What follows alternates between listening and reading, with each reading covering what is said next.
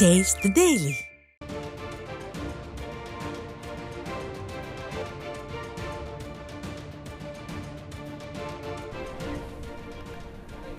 அண்மை செய்தியை பார்த்து வருகிறோம். பீகார் மாநிலத்தில் என்டிஏ கூட்டணி மீண்டும் ஆட்சி அமைக்க உள்ள நிலையில் பிரதமர் நரேந்திர மோடிக்கு அதிமுக பொதுச் செயலாளர் எடப்பாடி கே பழனிசாமி வாழ்த்து தெரிவித்திருக்கிறார். இதனை அண்மை செய்தியாக பார்த்து வருகிறோம்.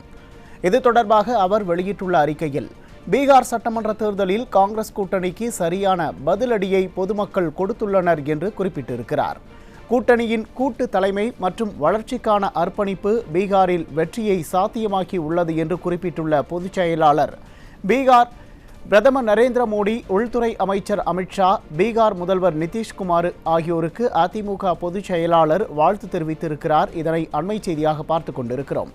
மேலும் பீகார் தேர்தல் வெற்றி பாஜக கூட்டணி மீது மக்கள் வைத்திருக்கும் நம்பிக்கையை உறுதி செய்துள்ளது என்றும், பாஜக கூட்டணி பீகார் மாநிலத்தின் முன்னேற்றத்தையும் பொது நலனையும் துரிதப்படுத்தும் என நான் நம்புவதாகவும் அதிமுக பொதுச் செயலாளர் அதில் சுட்டிக்காட்டியிருக்கிறார்.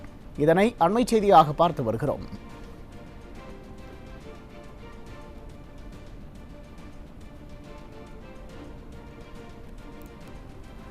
பீகார் மாநிலத்தில் என்டிஏ கூட்டணி மீண்டும் ஆட்சி அமைக்க உள்ள நிலையில் பிரதமர் நரேந்திர மோடிக்கு அதிமுக பொதுச் செயலாளர் எடப்பாடி கே பழனிசாமி வாழ்த்து தெரிவித்திருக்கிறார். இதனை அண்மை செய்தியாக பார்த்து வருகிறோம்.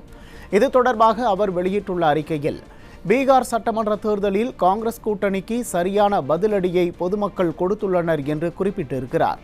கூட்டணியின் கூட்டு தலைமை மற்றும் வளர்ச்சிக்கான அர்ப்பணிப்பு பீகாரில் வெற்றியை சாத்தியமாக்கி உள்ளது என்று குறிப்பிட்டுள்ள பொதுச் செயலாளர், பிரதமர் நரேந்திர மோடி, உள்துறை அமைச்சர் அமித்ஷா, பீகார் முதல்வர் நிதிஷ்குமார் ஆகியோருக்கு அதிமுக பொதுச் செயலாளர் வாழ்த்துக்களை தெரிவித்திருக்கிறார்.